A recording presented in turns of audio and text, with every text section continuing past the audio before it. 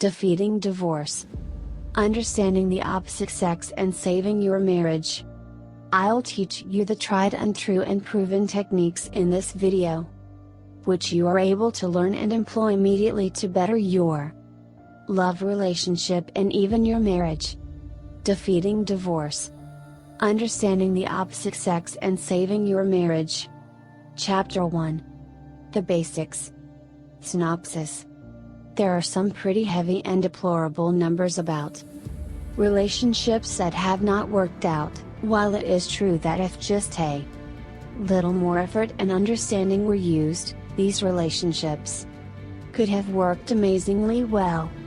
The intention of this ebook is to show what repairs could have been possible in relationships that soured down, and to reveal that with some more considerate effort, many of our relationships could be veered in the right direction.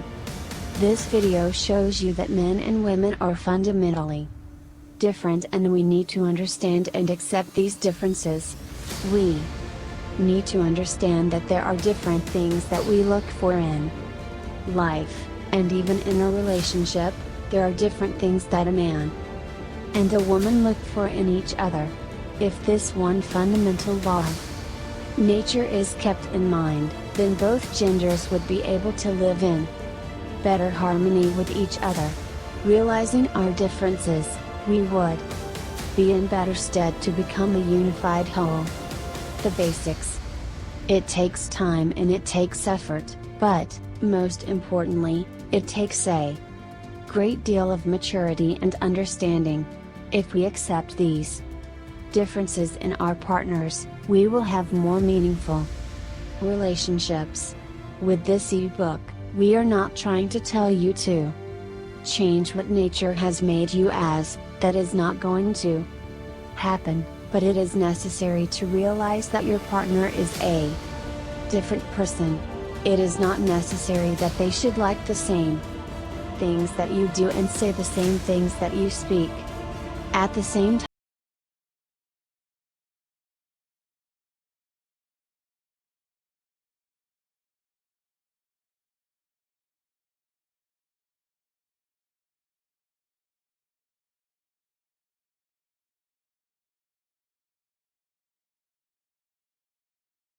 forgets his wife's birthday, it is not because he does not care for her, it is because nature has designed him to focus on one job at a time. Maybe he was just too busy with something else, his mind was biologically diverted to that task completely, and he slipped up. Or, when a woman spends too much time looking after herself, the man should not think that she is being vain. Nature has designed women in such a way that they like to take care of their appearance. This is what we have to understand and accept. Instead of creating the world into a war zone full of enmity between the sexes, it is important to understand the diametrical differences between the two genders, and live in harmony. We are designed to be different. It is time to accept that and live in harmony. In this ebook, you are going to see the different ways in which man and woman are designed to be different. You are going to read how to find out these differences in your partner and what you should do so that there is no cause for discord. We will suggest you to maintain a journal of your relationship, a journal that you will create and update in discussion with your partner. You will be able to vent out your feelings in this journal, and you will be able to understand how your partner is disposed as well. You will find that just the process of maintaining this journal will go a long way in helping your relationship to improve. Really crucial and fundamental precepts you have to know. First off, if you truly, really, genuinely wish to win back the one you love and save your marriage, mankind only wants what they don't actually have. Humans balk matters which command or confine them. Humans love themselves to a higher degree than anything else. In the first place, you have to learn and remember the above really. crucial precepts regarding mortal nature. To a certain extent, these precepts apply to everybody, including you and me. Really crucial things you must not do if you earnestly wish to recover your mate or save your marriage. Don't show that you are starving for your spouse's or mate's presence. Regardless how much you wish your mate or your spouse to remain by your side, or to be back with you, more starving and hanging on will only make that individual even more tired and fed up with seeing you or making up with you. Rather, cultivate the mental attitude, habit and conduct such that you don't require that individual to be around for your happiness or pleasure. You truly don't require someone else's presence or approval to receive happiness and peacefulness. If you discover how to cultivate this sort of mental attitude and habit, you'll discover that your mate will be the one who will become frightened. They will get frightened of losing you. Think of this: human beings tend to want what they don't actually have. If your mate or spouse is seeing somebody other than you, don't stop them from seeing other people. Have a competitor around? Here's what you have to do. Don't stop your mate from seeing others. If you sound off, and whine, and nag, I can tell you, the more they'll wish to see the other individual. How come? They can't stand your sounding off, and yammering, and nagging. If you wish to stop them from having something that they desire, all the more they'll desire it. Humans tend to desire what they don't actually have. So, if you attempt to stop them seeing a different individual, all the more they'll wish to be with that individual. To them, it'll be a great challenge if you attempt to stop them. If they ever win that individual, they'll feel triumphant about it. And guess what? You're the one challenging them that they won't have what they desire. Remember, battling to get back the one you love almost guarantees your failure. So, what you have got to do is to provide them freedom of choice. Let them feel that you're the better individual to be around than your competition because you respect their freedom and their options. Don't restrict your mate or your spouse. Human beings tend to balk things or individuals who command or confine them. Respect your mate's decisions or wishes to do whatsoever he or she wishes to do during a specific day or during a specific time. If he or she wishes to go out with someone else today, let them alone. If he or she doesn't wish to see you today, let them go. The more you don't give them your tending, guess what? They'll want your tending back.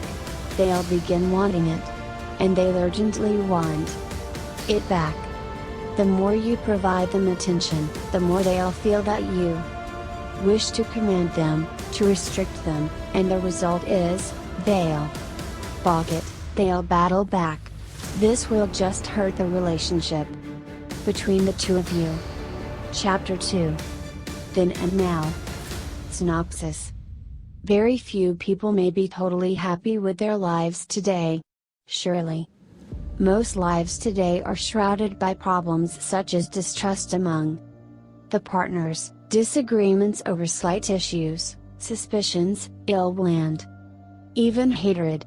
Relationships are continually souring all around us, and most times, we feel that nothing can be done about it.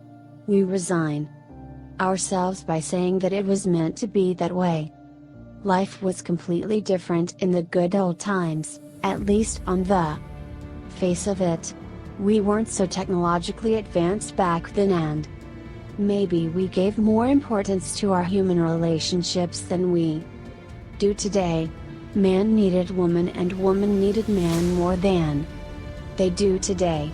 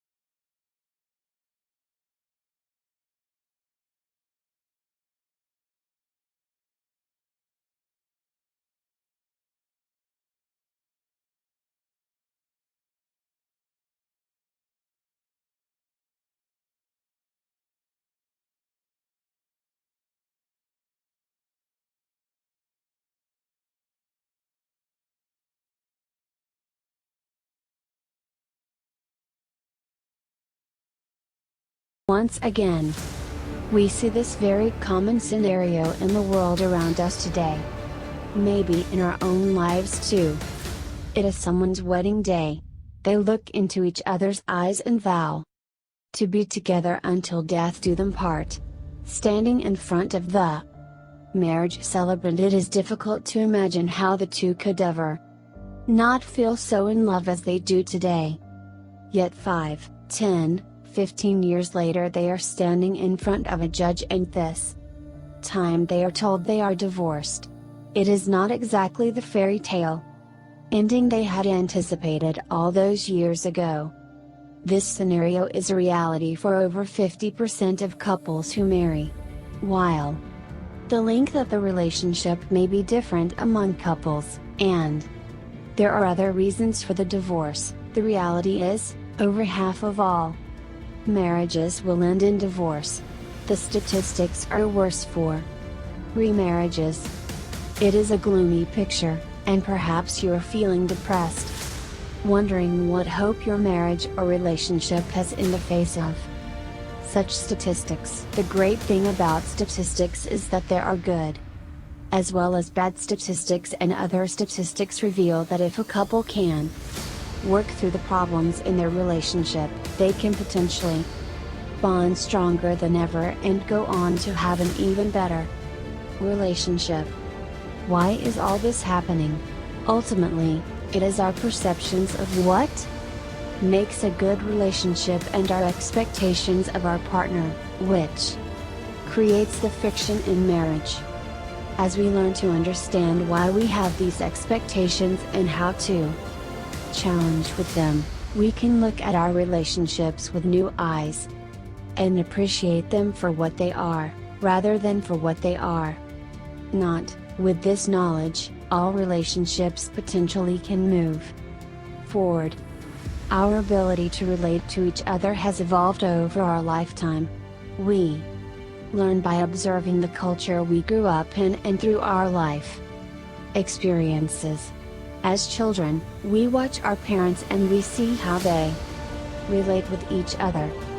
We interact with our siblings, and this contributes to our knowledge of how people in close relationships interact with each other.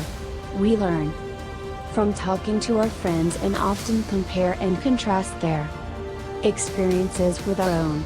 As we reflect on what shapes the way we interact with others and why it does this, we find the key to beginning the restoration of a successful relationship.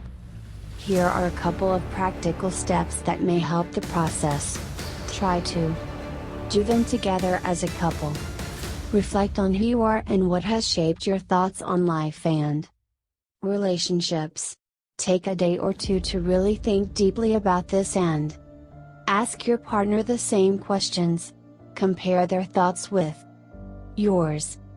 Use a journal to write down significant events in your relationship each day and what experiences caused them to occur and what your expectations were that caused that letdown.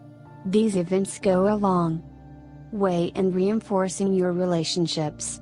Even as you feel that you are drifting apart, if you just happen to read about these events in your journal, you will reminisce about those happy days you had together.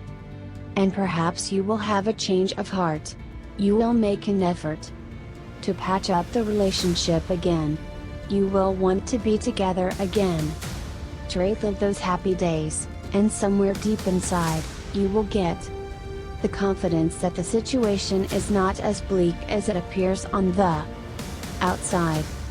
Chances are that your partner is reconsidering as well, since the love you started out with was quite strong and determined. Your partner is not going to want to peter it down too.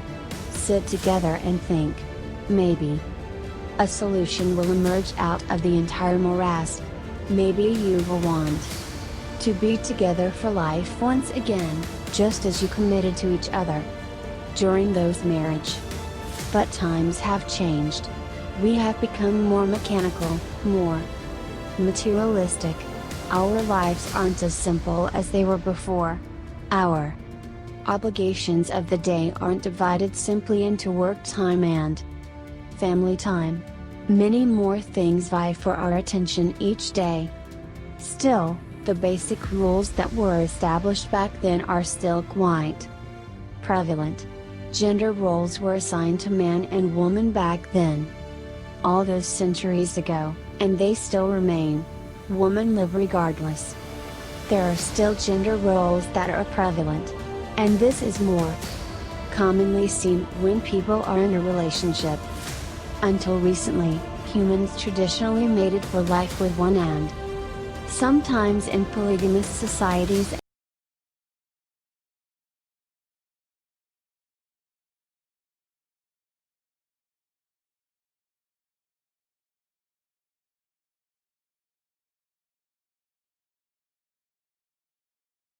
are divorced and may even have remarried with new partners. If we look back even further to the days when our ancestors were hunters and gatherers, we see a completely different situation than what is the reality for most couples today. History has shown us that our ancestors were a mainly hunting and gathering society. Men would go and hunt for food while women collected mainly seeds and berries around their home. They relied on each other for the provision of everything material, but for the most part, they did not receive a lot of direct emotional support from each other. Instead, men developed camaraderie with the men they hunted fought with, while the women spent most of the time with each other, helping look after children and prepare the food. Women usually found the emotional support they needed with the women they worked with each day. This pattern continued until the 20th century. Although the type of work that men and women undertook changed drastically, the gender roles remained much the same. The man would go out to work and the woman would stay at home. This scenario is not only typically true of a Western culture, studies of most world cultures reveal similar trends. During the 20th century, traditional roles began to change. Perhaps the world wars created a need for women to work outside the home. But women started to take on traditionally male jobs. In some situations, women earned more money than men did. Some men even began to stay at home and look after the children. Traditional gender roles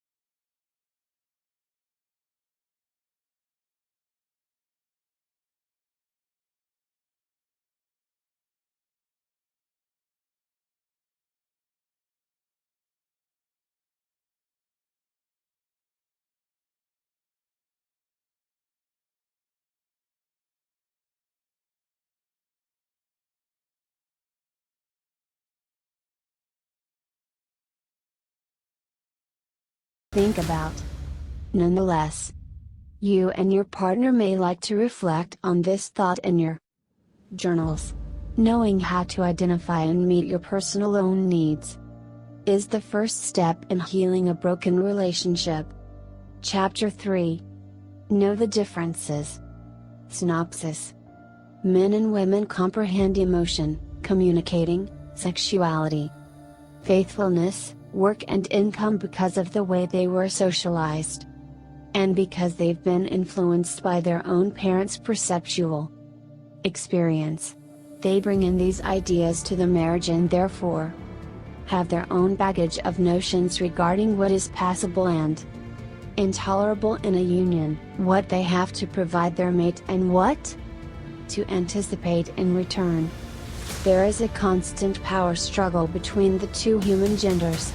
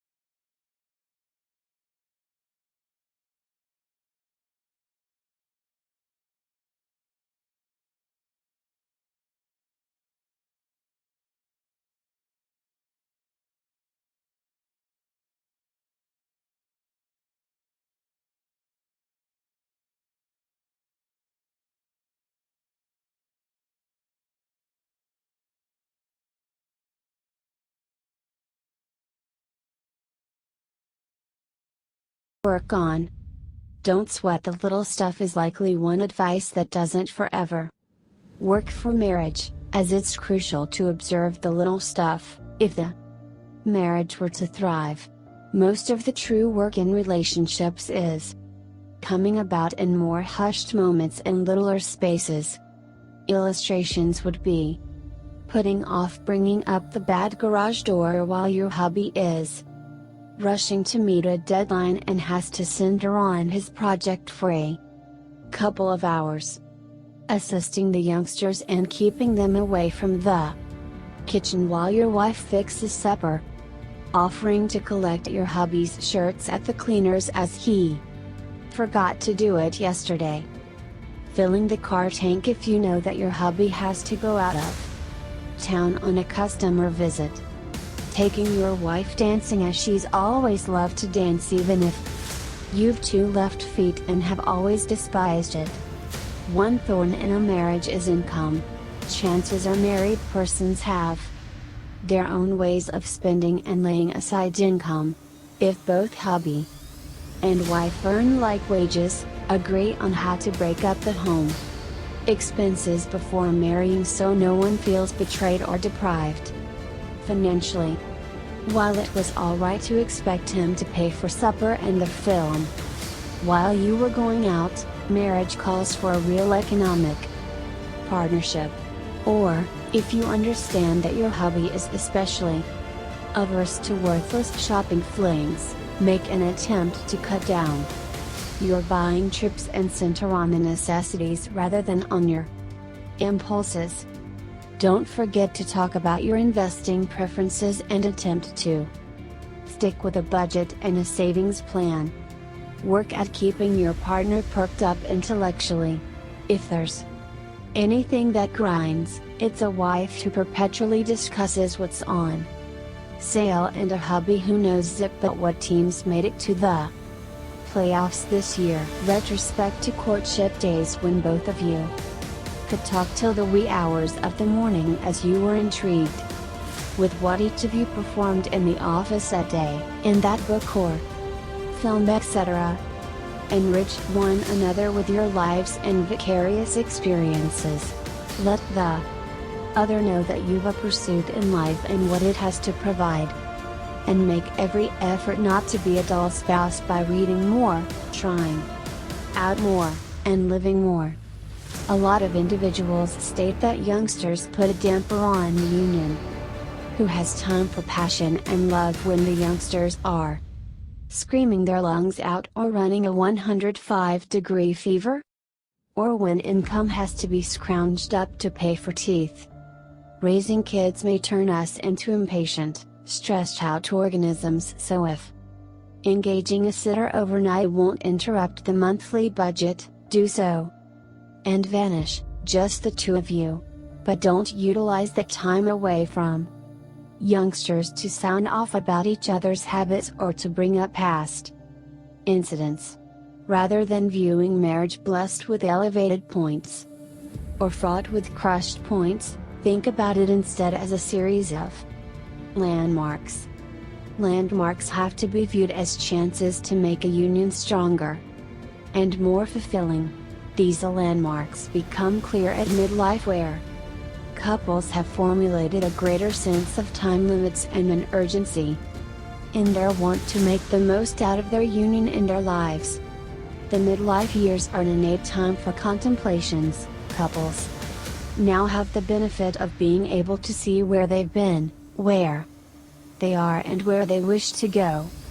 Provide credit where it's due, be generous with regard, and be sincere in your praise.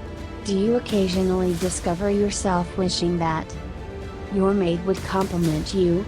A lot of couples find that as they settle into their union, the regard or kind praises are not as frequent as when they were going out. Giving credit where it's due and becoming sincere about your praises goes a long way toward reinforcing health in a marriage.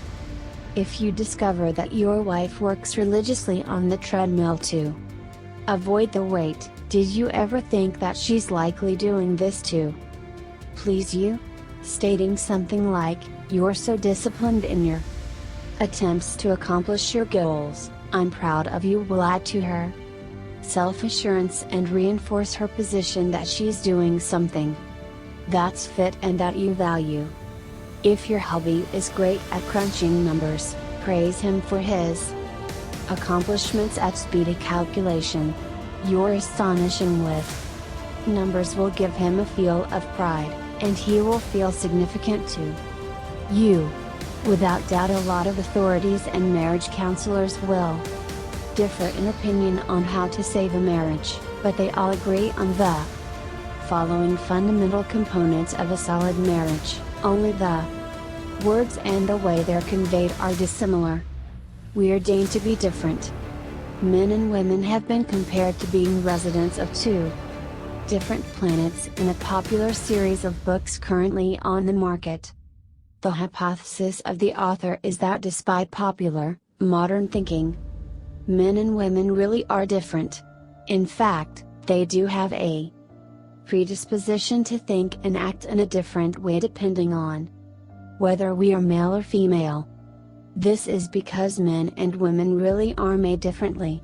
Some of the arguments that occur within a relationship are the result of neither member of the couple grasping this fact. Without being too technical, the practical outcomes of these differences mean that men and women respond differently to the same situation.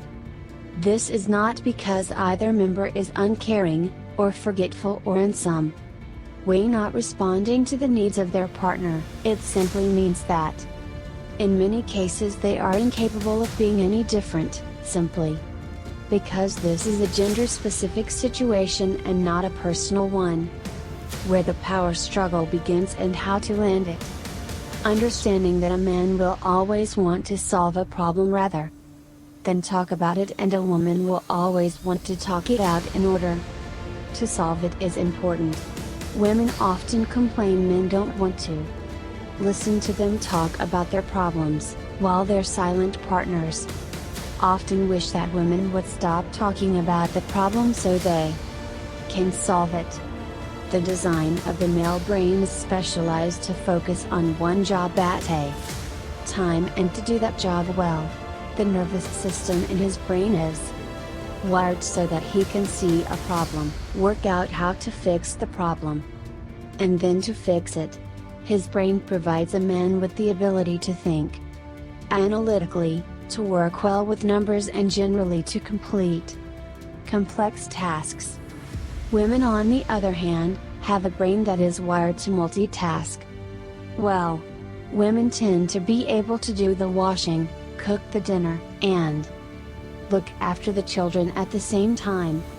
When a woman asks her husband to do something while his mind is preoccupied and his focus is elsewhere at the time, he is inclined to forget her request, but this is completely unintentional on his part.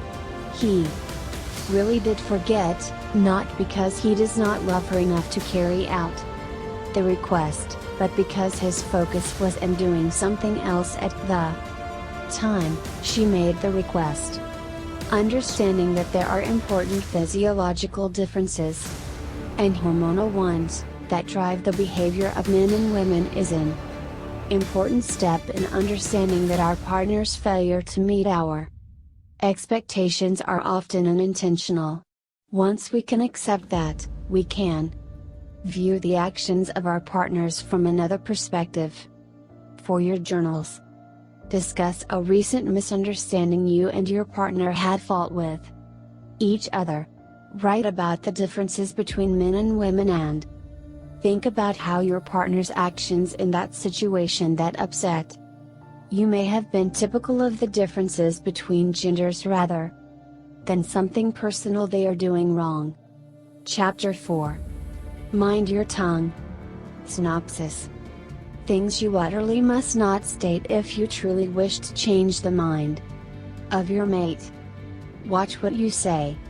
If you wish to change the mind of your spouse or mate concerning anything, you have to not say "but I love you. I can't tell you." Stating that and stressing how much you love them isn't going to get them to change their mind. When you state "but I love you," you are in reality telling your mate that you wish him, her to do something your style, not his, her style. Recall that human beings tend to love themselves to a higher degree than anything else. When you state "I love you," you are in reality loving yourself more. You wish your spouse to do things which will gratify your ego, thus you wish your spouse to do things your way, and your spouse recognizes it. He or she is not going to alter his, her mind simply because you tell them "I love you." If you wish your spouse to do particular things your way, you have to not say to your partner "but I've done this and this for you." Prevent stirring up the past about what you've done for him or her. The past is already deceased.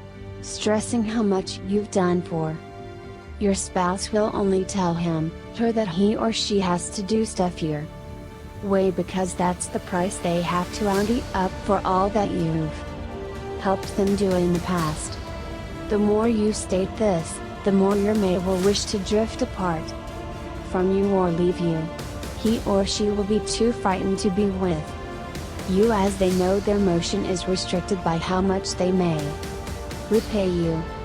So, at any expense, prevent giving them the feeling that they have to ante up a price simply to be with you. No one on this earth likes to be commanded or restricted by another individual. Prevent stating things like "but it's your duty." Your mate won't like to be tied down by duty or obligations. When it bears on relationship, there can be rules. Love is unconditional. By stressing too much on duty, you're going to turn your mate off. He or she won't desire to be with someone who wishes to impose rules and ordinances on them. So, it is your job and obligation to see that you give your spouse no excuse to leave you for some other individual. So, what precisely must you say if you wish to alter the mind of your spouse to make them accomplish things your way, or view things your way? First of all, stress the strong points if they view things your way. Let them recognize the advantages and benefits of executing and viewing things your way. Provide them clear-cut explanations. Second, remember your mate isn't concerned about what other people want. He or she isn't worried about what you wish. He or she is more interested in what he or she wants and what he or she may receive.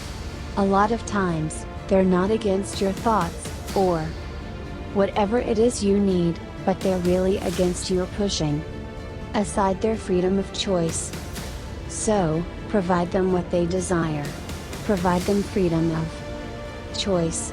Let them know they've the freedom to choose what they wish to believe in or what they don't wish to believe in.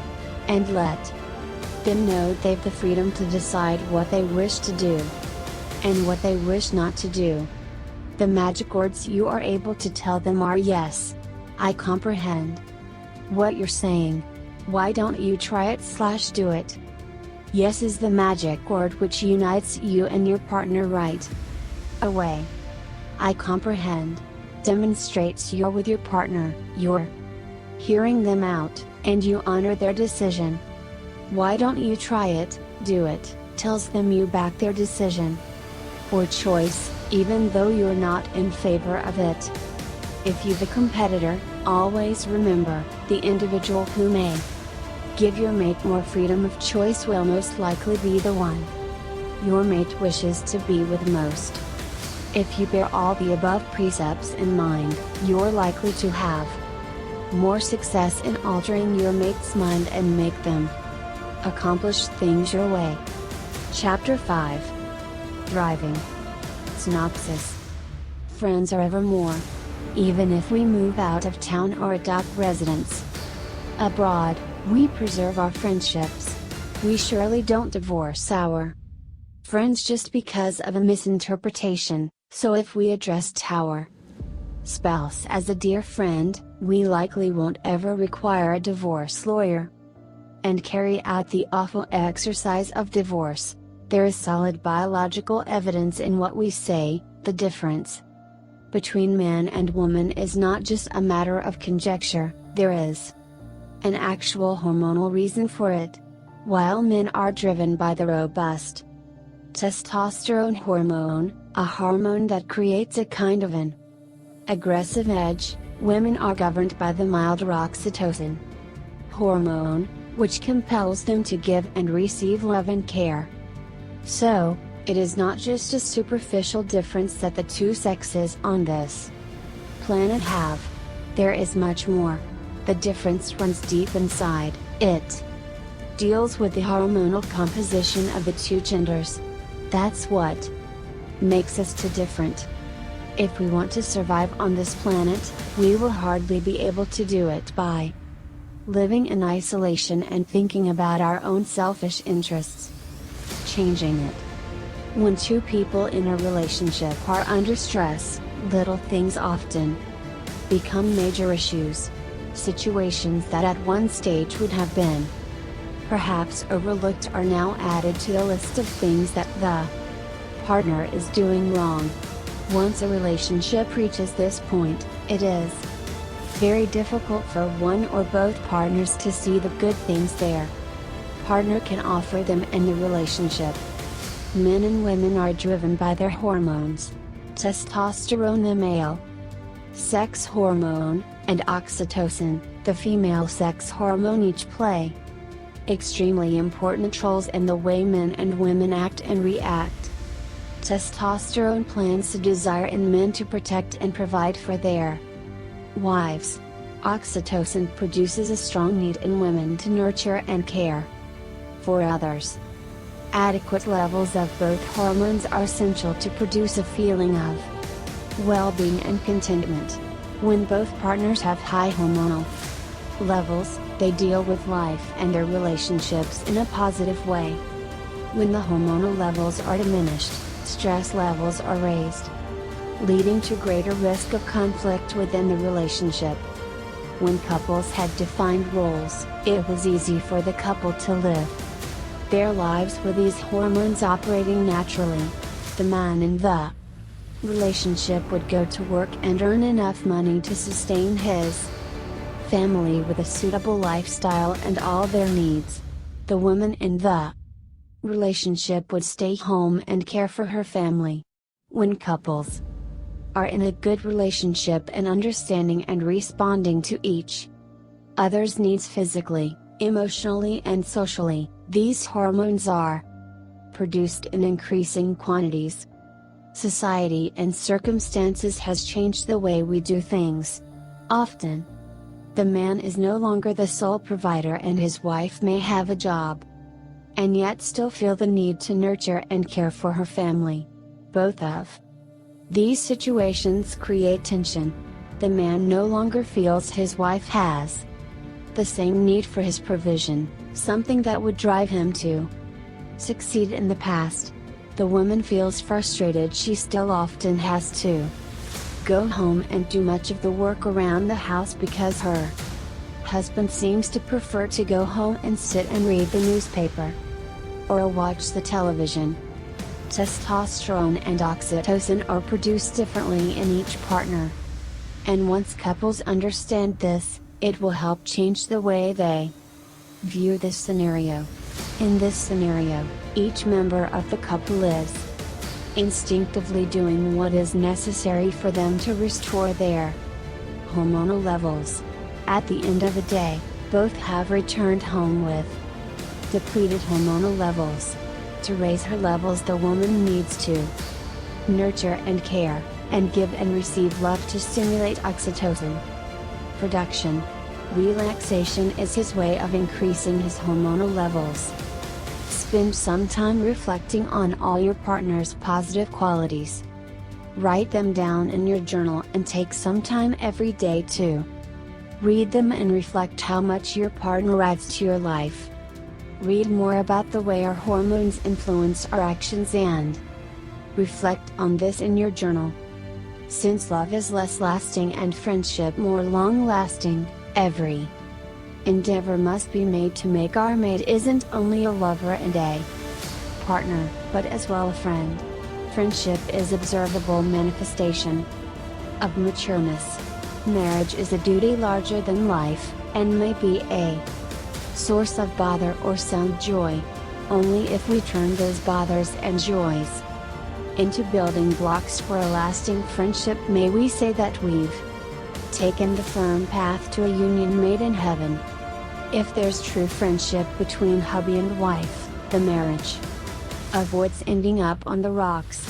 Rather, it becomes a rock hard marriage where no person or condition may put it asunder. Friendship in the union means that the union will be significant with memories of laughter and wit, for didn't we pick those friends who made us laugh the most? Friendship likewise means open and honest communicating, a no-holds-barred type of coupling where our comfort level with our mate goes beyond 100%. Guaranteed that what we state and how we say it won't be labeled or taken in a damaging light. Friendship between couples returns wholesome feelings of good fault will and faithfulness. Our spouse, our friend, has our concerns at heart, won't cheat on us and will be our most steadfast supporter. Friendship likewise makes mates stronger. This durability is reinforced by the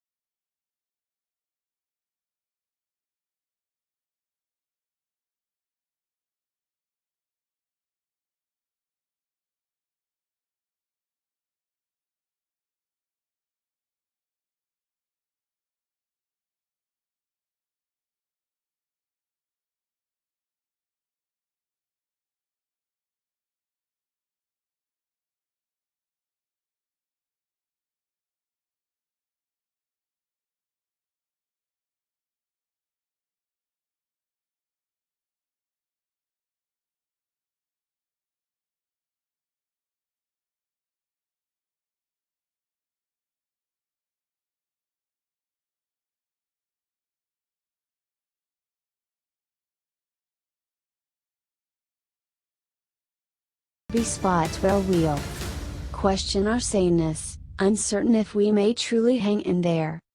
It will be a massive effort to stay attracted to the same qualities that pulled you to your spouse on the first day you got together. Your spouse is yet the same individual you fell in love with. He hasn't altered his soul, his being, only his closet. Wrapping up. So if there's merely one way to divorce, but a 1,000 ways to save your union, which route will you choose? Are you going to quit or accept one more hurdle? We hope you've enjoyed this video and will apply some of the tips given.